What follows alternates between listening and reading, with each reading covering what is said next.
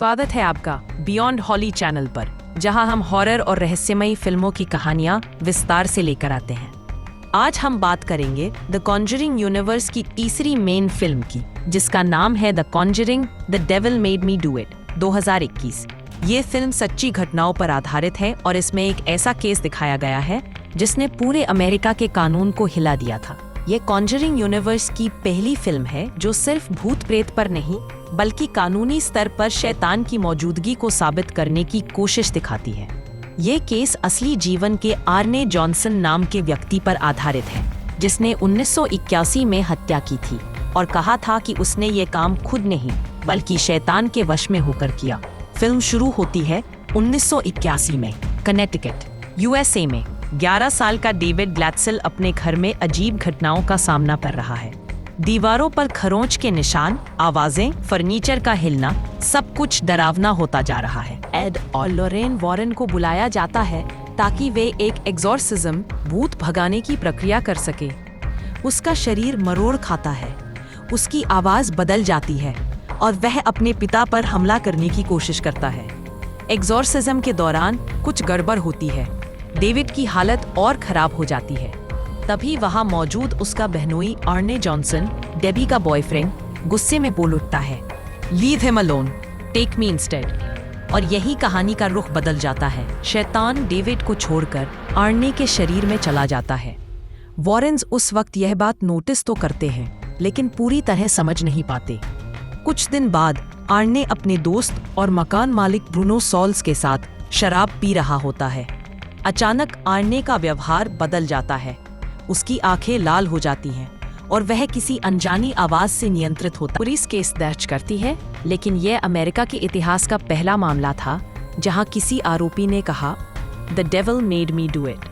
अब यह सिर्फ हॉरर नहीं बल्कि कानूनी और आध्यात्मिक जंग बन जाता है।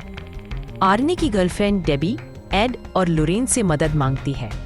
वे कहते हैं कि अगर हमें सबूत मिले कि शैतान वास्तव में आर्ने पर कब्जा किए हुए था तो कोर्ट में साबित किया जा सकता है। इस तरह वॉरेन्स की असली जांच शुरू होती है। यह एक स्पिरिचुअल इन्वेस्टिगेशन बन जाती है। एड और लोरेन डेविड के केस से जुड़े सारे सबूत खंगालते हैं। उन्हें कुछ सुराग मिलते हैं। एक अजीब सैतानिक टोटम, भूतिया मूर्ति डेविड के घर में रखी हुई मिलती है। ये किसी सामान्य भूत का काम नहीं लगता बल्कि किसी ओकल्टिस्ट, काले जादू करने वाले व्यक्ति का काम है। यानी यहाँ असली शैतान नहीं बल्कि किसी इंसान ने इस महिला ने दानवी शक्तियों को बुलाने के लिए 3 आत्माओं की बलि देने की योजना बनाई थी। पहला मासूम बच्चा डेविड, दूसरा निर्दोष युवक आर्न, तीसरा खुद का आत्म बलिदान, कंप्लीटिंग द रिचुअल। लोरेन और एड कई बार मौत के करीब पहुंचते हैं। लोरेन को विजन में नदी में तैरती लाशें दिखती है। उसे ओकल्टिस्ट के गुप्त ठिकाने का पता चलता है, एक पुराना चर्च के नीचे सुरंग में। उधर एड को एक श्रापित टोटम मिलता है जिससे साबित होता है कि ओकल्टिस्ट ने उनका पीछा भी शुरू कर दिया है। लोरेन एक साइकिक कनेक्शन के जरिए ओकल्टिस्ट की मानसिक दुनिया में प्रवेश करती है। एड पर भी एक श्राप डाल दिया जाता है जिससे वह लोरेन को मारने लगता है, लेकिन लोरेन उसे उसकी खुद की यादों से बाहर निकालती है। You are my heart Ed, come back to me. और एड संभलता है और वह ऑक्यूलिस्ट का वेदी आल्टर तोड़ देता है।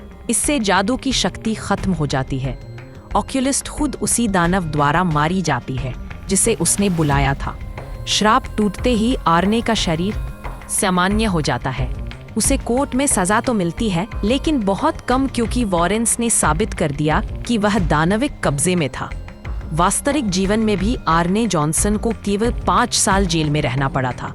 फिल्म के अंत में एड अपनी पत्नी लोरेन को एक नया आर्टिफैक्ट दिखाता है। फिल्म का असली मतलब ये फिल्म बताती है कि बुराई हमेशा किसी रूप में मौजूद रहती है, लेकिन विश्वास और प्यार उससे बड़ी शक्ति है।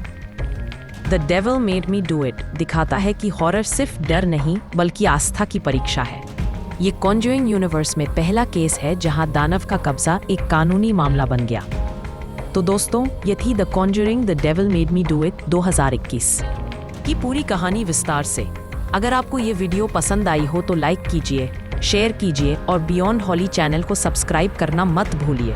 अगली बार मिलते हैं एक और डरावनी कहानी के साथ। तब तक के लिए सतर्क रहिए और डरे रहिए।